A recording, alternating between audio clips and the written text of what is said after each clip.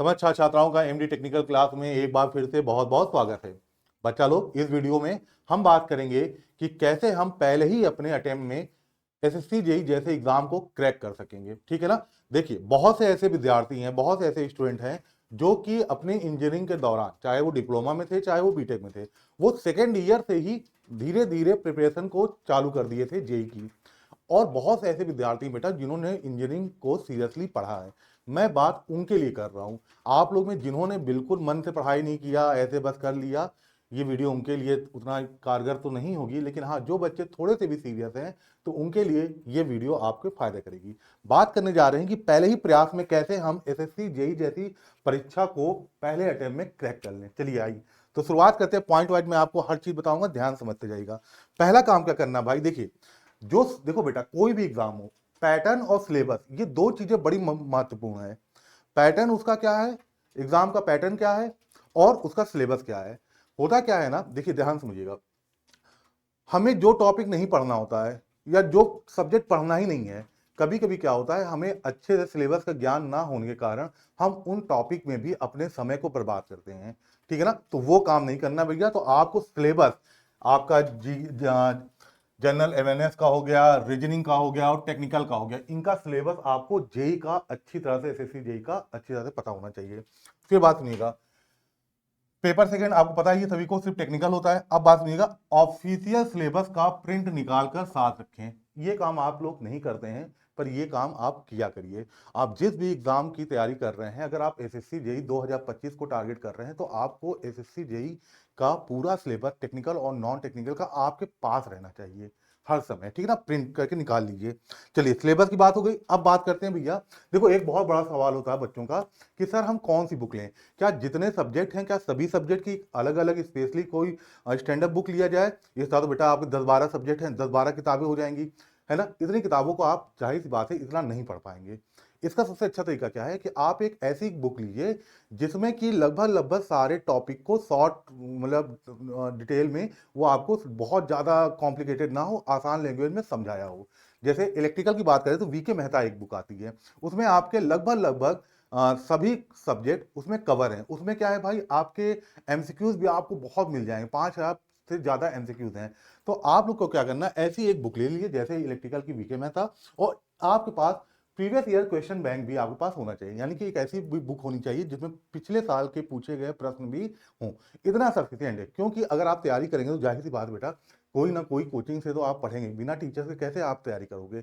तो आप जहां भी पढ़े रहेंगे ना, वो खुद ही आपको इतना स्टडी मटेरियल प्रोवाइड कर देंगे कि आप लोग को बहुत ज्यादा प्रॉब्लम नहीं होगी। ठीक है। तो मैं कहूंगा भैया, सभी सब्जेक्ट का आप ले तो लोगे पर उसको पढ़ नहीं पाओगे। अगला इंपॉर्टेंट पॉइंट देखिएगा, डेली स्टडी रूटीन बनाओ। देखो बेटा, एक चीज ध्यान समझिएगा, कोई भी प्रतियोगी परीक्षाओं में अगर सफलता चाहिए तो एक जो सबसे इंपॉर्टेंट चीज है वो है रेगुलरिटी। रेगुलरिटी का मतलब ये है कि जैसे मान लीजिए आपने आज 20 घंटा, मतलब मान लो 15 घंटा पढ़ डाला और 3 दिन तक पढ़ाई नहीं किया, ऐसा नहीं करते हैं। यहाँ क्या है, आपको रोज पढ़ना है, कुछ भी हो आपको डेली पढ़ना ही पढ़ना है। तो ध्यान रखिएगा, सुबह 3 से 4, सुबह का टाइम बढ़िया रहता है किसमें, याद करने वाली चीजों के लिए। तो थ्योरी सुबह पढ़ लीजिए 3 से 4 घंटा, दोपहर में 2 घंटे प्रैक्टिस कर लीजिए भाई, जो भी पढ़ाई किया है। 2 से 3 घंटा रात को एमसीक्यूज और प्रीवियस ईयर के क्वेश्चन करिए। संडे जो है, संडे ध्यान रखिएगा, दुनिया वालों के लिए संडे एक छुट्टी होती है, पर किसी भी कॉम्पिटिटिव एग्जाम यानी कि प्रतियोगी परीक्षाओं की तैयारी करने वाले विद्यार्थी के लिए संडे कोई लीव डे नहीं होता है। संडे वो दिन होता है कि 6 दिन में आपने जो पढ़ा है उसको संडे को क्या करना है भाई, रिवीजन करिए और मॉक टेस्ट दीजिए। ठीक है। अब यहां पर देखिए एक चीज निकल के आ रही है कि डेली आपको अगर बात किया जाए कितने समय तक देना है, तो कम से कम बेटा 8 से 10 घंटे, 8 से 10 घंटे आपको देने पड़ेंगे। कुछ लोग कहेंगे सर नहीं नहीं, देखिए ऐसा नहीं है सर, स्मार्ट स्टडी करेंगे सर तो 1.5 घंटे 2 घंटे में हो जाएगा, क्योंकि हम स्मार्ट स्टडी कर देंगे। भैया, स्मार्ट स्टडी पूरी दुनिया कर रही है, 1500 वैकेंसी में 5 लाख फॉर्म भराता है। तो स्मार्ट स्टडी करते हुए 8 से 10 घंटे पढ़ना ही पड़ेगा। समझ गए ना आप मेरी बात। स्मार्ट स्टडी करिए लेकिन 8 से 10 घंटे करिए। चलिए अगला बात चलते हैं। देखो, टेक्निकल सब्जेक्ट पे थोड़ा आपको फोकस रखना पड़ेगा ज्यादा। मैं ये देखो, यहां से बेटा ये मत समझिएगा कि मैं ये कह रहा हूँ नॉन टेक्निकल पे नहीं, एकदम छोड़ दीजिए, नहीं बेटा।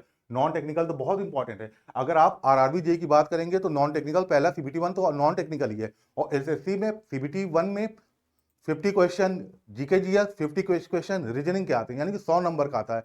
तो नॉन टेक आपको पढ़ना है, पर आपका ज्यादा फोकस किस पे रहना है, टेक्निकल सब्जेक्ट पे, क्योंकि बेटा 70 से 80% जो सिलेक्शन के चांस हैं, ठीक है ना, सिलेक्शन का 70 से 80% टेक्निकल सब्जेक्ट से होता है, ठीक है ना। नॉन टेक्निकल सब्जेक्ट भी पढ़ो, लेकिन ध्यान टेक्निकल पे जरूर रखिएगा, ठीक है ना। चलिए अगला पॉइंट देखते हैं, जो 5वां पॉइंट है, PYQ previous year question is the king. बिल्कुल सही बेटा, अगर आप प्रीवियस ईयर क्वेश्चन को देखेंगे ना तो आपको समझ में आएगा कि एग्जाम का लेवल क्या है। फॉर एग्जांपल बेटा ट्रांसफार्मर अगर ध्यान दीजिए तो इंटर में भी है, उससे भी क्वेश्चन बने होंगे ना इंटर में कुछ न्यूमेरिकल्स। ट्रांसफार्मर आपका आईटीआई में भी है, ट्रांसफार्मर आपका डिप्लोमा में भी है, ट्रांसफार्मर आपका बीटेक में भी है। तो अलग अलग एग्जाम के अनुसार अलग अलग बेटा लेवल होते हैं क्वेश्चन के, सेम टॉपिक के। तो आप अगर प्रीवियस ईयर के क्वेश्चन करोगे ना तो आपको पता चल जाएगा आपको किस लेवल पे रहना है, ठीक है ना। याद रखिएगा लेवल ऊपर, कई बच्चे हैं बेटा जो क्या कहते हैं तैयारी कर रहे हैं जेई की, पढ़ाई कर रहे हैं एई की, है ना, ऐसा भी ना करिए। तैयारी कर रहे हैं जेई की, क्वेश्चन लगा रहे हैं गेट की, गेट के लाइव क्वेश्चन तो चलो ठीक है पूछे जा सकते हैं, पर आप लोग ये चीज थोड़ा ध्यान रखिएगा, ठीक है ना। अब क्या करना, पिछले 10 साल के एसएससी जेई पेपर सॉल्व करिए, ठीक है, और इस पैटर्न और इंपॉर्टेंट टॉपिक पता चलेंगे, यही मैं कहना चाह रहा था। अगला हो बेटा शॉर्ट नोट्स बनाओ। इस पे मैंने एक अपना वीडियो बनाया है, एक शॉर्ट वीडियो बनाई कि कैसे शॉर्ट नोट्स बनाते हैं।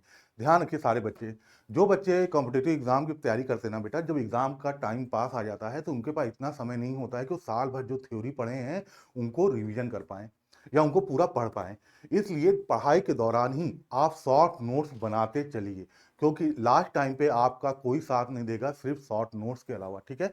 तो मैंने बता रखा है बेटा, उस शॉर्ट वीडियो को देखिएगा कैसे शॉर्ट नोट्स बनाते हैं।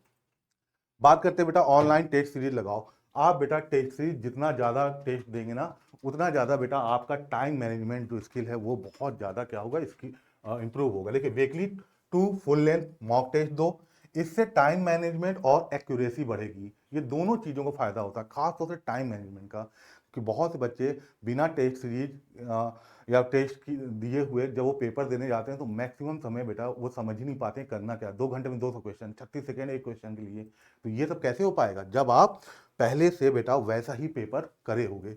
अब बात करते हैं रिवीजन। रिवीजन ही सिलेक्शन है, ये बात बिल्कुल सही भाई, जितना रिवीजन करोगे उतना आप हर 15 दिन पे जितनी चीजें पढ़ चुके हैं उसको रिवीजन करिए, और कोशिश करिए कि हर महीने में 3 बार आप रिवीजन के उससे गुजरिए जरूर, है ना। रिवीजन जितना होगा उतना ही आपका कॉन्सेप्ट भी बढ़िया होगा। और हर रिवीजन में आपको ध्यान रखिएगा जो चीज जितना, अगर आपको लगता है ना कि ये चीज मुझे आती है, आप जब रिवीजन करोगे ना तो आपको ऐसे लगेगा अरे यार इसमें तो ये भी होता है ना। हर रिवीजन में एक नई चीज आपको पता चलेगी। Smart work with conceptual clarity, ये भी बात ध्यान रखना बेटा, रट्टा नहीं मारना है, क्योंकि भाई प्रीवियस ईयर के क्वेश्चन हम हर बार ऐसा थोड़ा कि पूरा प्रीवियस ईयर का क्वेश्चन ही आपको पेपर में देगा, है ना।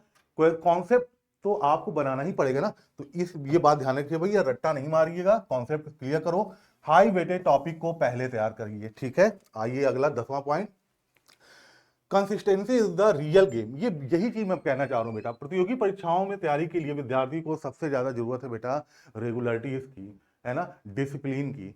आप अपने को डिसिप्लिन में रखिए, ऐसा नहीं कि दोस्त की शादी है 10 दिन सदिये मनाने चले गए गाँव, है ना।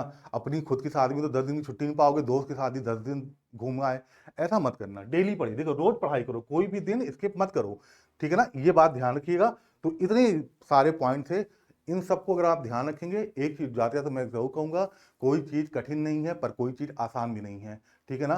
तैयारी के लिए बहुत से बच्चे दिन रात एक किए हैं, आप नहीं पढ़ रहे हैं इसमें प्रॉब्लम की बात नहीं है, लेकिन उस वक्त कोई तो पढ़ रहा है ना, प्रॉब्लम की ये बात होती है। तो आप भी मन लगा के पढ़िए, और मैं यही आशा करता हूं कि आपको इससे जरूर फायदा होगा और आप देश के एक भावी इंजीनियर बने। बहुत बहुत धन्यवाद बच्चा लोग।